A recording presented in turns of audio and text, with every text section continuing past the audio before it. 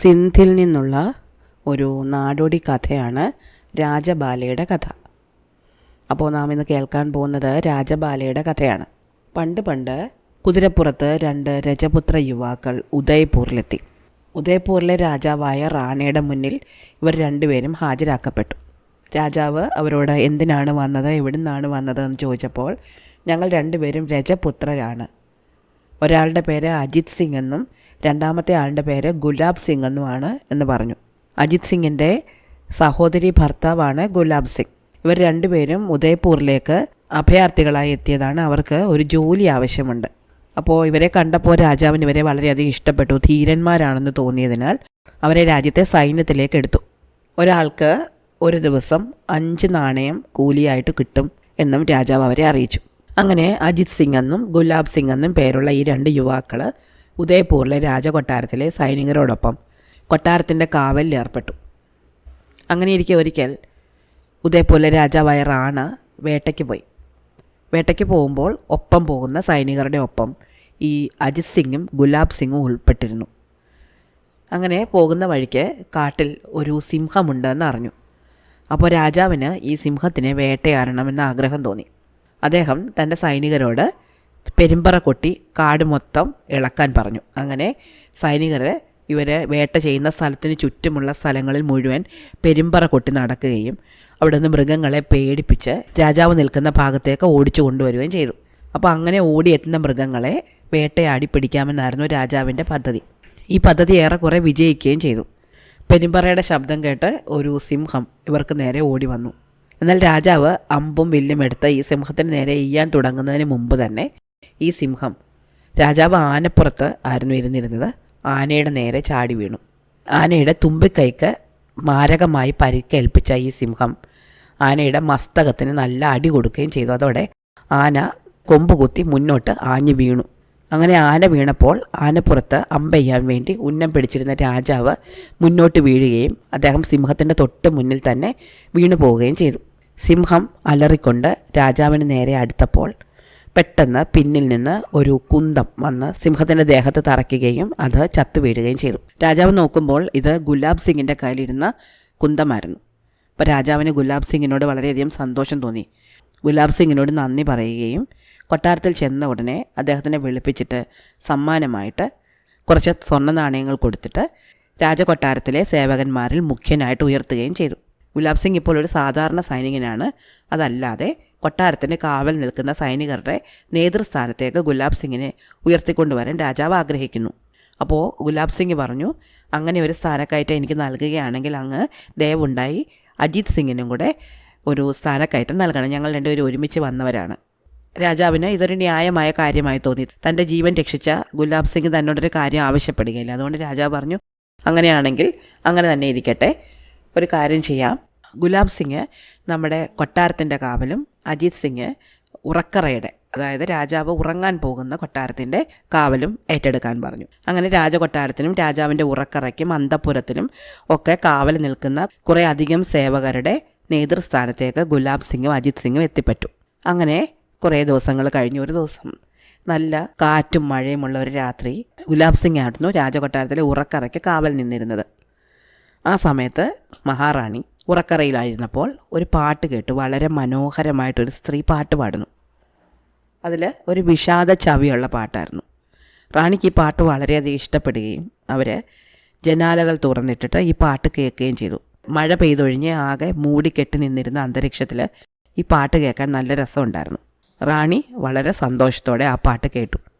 പിറ്റേന്ന് റാണയോട് രാജ്ഞി ഇക്കാര്യം പറയുകയും ചെയ്തു. ഇന്നലെ രാത്രി നമ്മുടെ കൊട്ടാരത്തിൽ ആരോ നന്നായിട്ട് പാട്ട് പാടി, പക്ഷേ ആരാണ് പാടിയത് എന്ന് കേൾക്കാൻ പറ്റിയില്ല. അടുത്ത ദിവസവും റാണി ഇതേ പാട്ട് കേട്ടു. ഇത്തവണ ഒരു പുരുഷൻ്റെ ശബ്ദം കൂടി റാണി കേട്ടു. സ്ത്രീയുടെ ശബ്ദത്തിൽ പാടുന്ന ആൾ എന്ത് പാപം ചെയ്തിട്ടാണ് നാം ഇങ്ങനെ നാട് വിട്ട് അലയേണ്ടി വരുന്നത് എന്ന അർത്ഥത്തിലാണ് പാടിയത്. അപ്പോൾ പുരുഷ ശബ്ദം പാടിയത് മുൻജന്മം ചെയ്ത പാപത്തിൻ്റെ എന്തോ ഫലം കൊണ്ടാണ് നാം ഇങ്ങനെ അനുഭവിക്കേണ്ടി വരുന്നത്, എന്തായാലും നമുക്ക് ദൈവത്തിൻ്റെ കരുണയിൽ വിശ്വാസം അർപ്പിക്കാം എന്ന് അർത്ഥം വരുന്ന തരത്തിലായിരുന്നു. ഇതാരാണ് ഇങ്ങനെ പാടുന്നതെന്നറിയാൻ റാണിക്ക് വളരെയധികം ആകാംക്ഷ തോന്നി. അങ്ങനെ പല ദിവസങ്ങളിലും റാണി ഈ പാട്ട് കേൾക്കാൻ തുടങ്ങി. അങ്ങനെ റാണി ഒരു ദിവസം രാജാവിനെ ചെന്ന് കണ്ടു. എന്നിട്ട് പറഞ്ഞു, റാണാജി, എനിക്ക് ഒരു സംശയമുണ്ട്. നമ്മുടെ കൊട്ടാരത്തിൽ ജോലി ചെയ്യുന്ന സേവകരിൽ ആരോ, നമ്മുടെ കൊട്ടാരത്തിൽ ജോലി ചെയ്യുന്ന സേവകരെല്ലാവരും പുരുഷന്മാരാണ്. പക്ഷെ അവരിൽ ആരോ ഒരു സ്ത്രീയുണ്ട്. ഒരു സ്ത്രീ പുരുഷവേഷം കെട്ടിയാണ് ഈ പാട്ട് പാടുന്നത്. ആരാണെന്ന് അങ്ങ് കണ്ടുപിടിക്കണം. അപ്പോൾ റാണ പറഞ്ഞു, അതെങ്ങനെ സംഭവിക്കും? നമ്മുടെ കൊട്ടാരത്തിലെ എല്ലാ സേവകരെയും നമുക്ക് നേരത്തെ അറിയാവുന്നവരല്ലേ. അവരിൽ ആരും സ്ത്രീകളുള്ളതായിട്ട് എനിക്ക് തോന്നിയിട്ടേ ഇല്ല. അപ്പോൾ മഹാറാണി പറഞ്ഞു, നമുക്ക് പുതുതായിട്ട് വന്ന 2 പേരുണ്ടല്ലോ, അജിത് സിംഗും ഗുലാബ് സിംഗും. അവരിലാരോ ഒരാൾ സ്ത്രീയാണ്. അങ്ങ് അവരെ ഒന്ന് വിളിച്ച് ചോദിക്കണം. അങ്ങനെ പല ദിവസങ്ങളിൽ റാണി ഇങ്ങനെ പറഞ്ഞപ്പോൾ റാണ സമ്മതിച്ചു. അങ്ങനെ റാണ ഒരു ദിവസം അജിത് സിംഗിനെയും ഗുലാബ് സിംഗിനെയും തൻ്റെ കൊട്ടാരത്തിലേക്ക് വിളിപ്പിച്ചു. അപ്പോൾ അന്ന് രാവിലെ അജിത് സിംഗും ഗുലാബ് സിംഗും കൊട്ടാരത്തിലേക്ക് പോകാൻ വേണ്ടി വേഷം ധരിച്ചുകൊണ്ടിരിക്കുമ്പോഴാണ് ഈ സേവകൻ വന്ന് ഇവരെ രാജാവ് വിളിപ്പിക്കുന്നുവെന്ന് അറിയിച്ചത്. അങ്ങനെ 2 പേരും ഉടൻ തന്നെ രാജാവിൻ്റെ സഭയിലേക്ക് ചെന്നു. അപ്പോൾ രാജാവ് ചോദിച്ചു, നിങ്ങളിൽ ആരാണ് സ്ത്രീ? അവർ 2 പേരും പരസ്പരം നോക്കി നിന്നല്ലാതെ ഒന്നും പറഞ്ഞില്ല.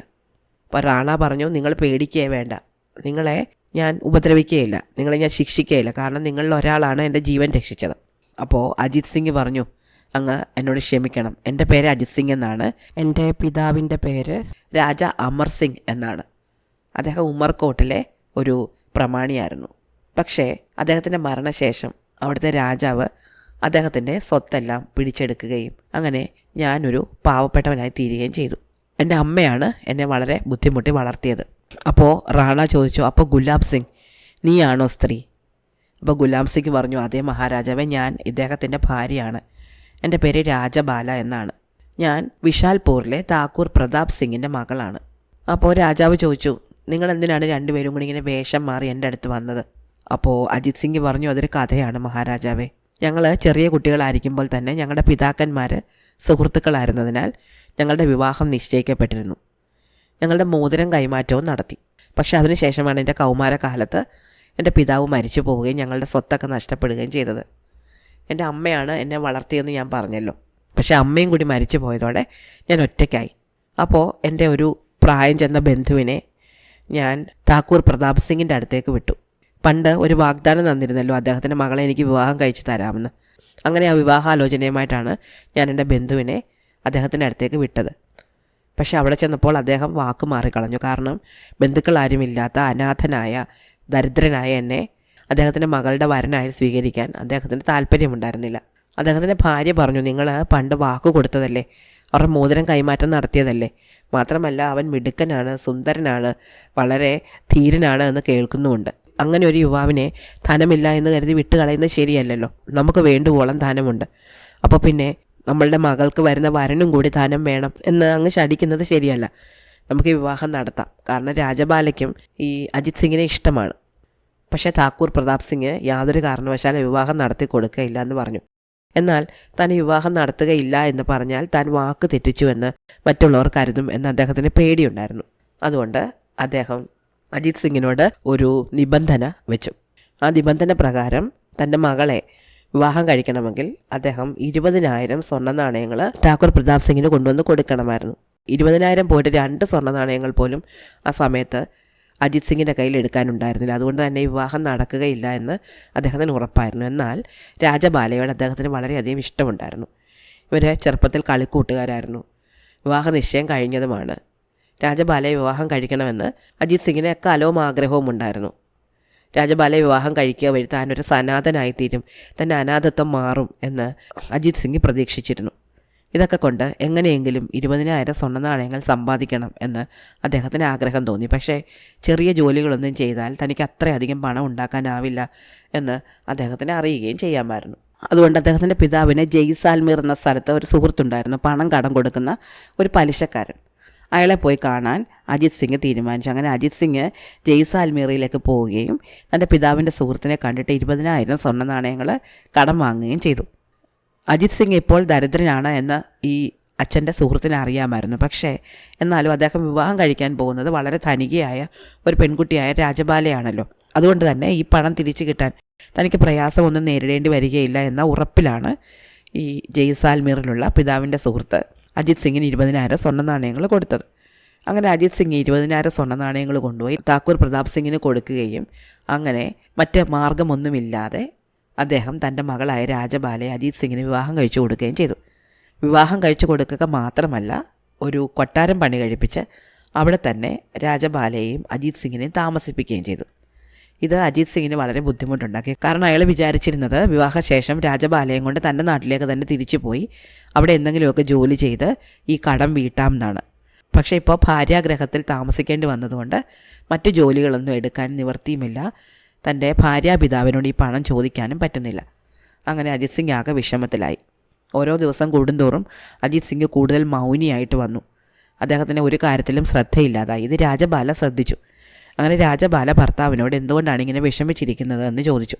അപ്പോൾ അജിത് സിംഗ് സങ്കടമെല്ലാം പറഞ്ഞു. ഞാൻ ഇങ്ങനെ ജയ്സാൽമീറിലെ ഒരു സുഹൃത്തിൻ്റെ കയ്യിൽ നിന്ന് 20,000 സ്വർണ്ണ നാണയങ്ങൾ കടം വാങ്ങിയാണ് നിൻ്റെ പിതാവിന് കൊണ്ടുവന്ന് കൊടുത്തത്. അത് തിരിച്ചു കൊടുക്കേണ്ടതുണ്ട്. 1 വർഷത്തിനകം തിരിച്ചു കൊടുക്കാമെന്നാണ് പറഞ്ഞിരുന്നത്. സമയം അടുത്തു വരുന്നു. പക്ഷേ ഇതുവരെ ഒന്നും കൊടുക്കാൻ പറ്റിയിട്ടില്ല. എനിക്ക് വാക്ക് പാലിക്കേണ്ടതുണ്ട്. ഇവിടെ നിന്നാൽ എനിക്കൊരു ജോലിയും ചെയ്യാനും പറ്റില്ല. നിൻ്റെ പിതാവിനോട് ചോദിക്കാനും പറ്റില്ല. നിൻ്റെ പിതാവിനോട് ഞാൻ എങ്ങനെ പറയും ഞാൻ കടം വാങ്ങിയ പണം കൊണ്ടുവന്നാണ് തന്ന് നിന്നെ വിവാഹം കഴിച്ചതെന്ന്. അപ്പോൾ രാജബാല പറഞ്ഞു, ഇതൊരു വലിയ പ്രശ്നം തന്നെയാണ്. നമുക്കിവിടെ ഈ വിശാൽപൂരിൽ ജോലിയൊന്നും ചെയ്ത് കടം വീട്ടാൻ പറ്റില്ല. അതുകൊണ്ട് നമുക്ക് മറ്റെങ്ങോട്ടെങ്കിലും പോയി ജോലി ചെയ്ത് ഈ കടം വീട്ടേണ്ടി വരും. അപ്പോൾ അജിത് സിംഗ് പറഞ്ഞു, എനിക്കതറിയാം, ഞാൻ മറ്റേതെങ്കിലും സ്ഥലത്തേക്ക് പോകാൻ തയ്യാറാണ്. പക്ഷേ നിന്നെ ഇവിടെ ഉപേക്ഷിച്ചിട്ട് ഞാൻ എങ്ങനെ പോകും? നമ്മുടെ വിവാഹം കഴിഞ്ഞതേ ഉള്ളൂ. നിന്നെ ഇവിടെ ഉപേക്ഷിച്ചിട്ട് മറ്റൊരു സ്ഥലത്തേക്ക് പോകാൻ എന്നെക്കൊണ്ട് പറ്റുന്നില്ല. രാജബാല പറഞ്ഞു, എനിക്കും അത് പറ്റില്ല. അങ്ങേ മറ്റൊരു സ്ഥലത്തേക്ക് ഒറ്റയ്ക്ക് വിടാൻ എനിക്ക് മനസ്സില്ല. അതുകൊണ്ട് നമുക്ക് രണ്ടുപേർക്കും ഒരുമിച്ച് പോകാം. മാത്രമല്ല എൻ്റെ പിതാവ് അറിയുകയും വേണ്ട. നമുക്കിവിടുന്ന് ഒളിച്ചോടി പോകാം. അങ്ങനെ പോകുമ്പോൾ എൻ്റെ സുരക്ഷയെ കരുതിയിട്ട് ഞാനൊരു പുരുഷൻ്റെ വേഷം ധരിക്കാം.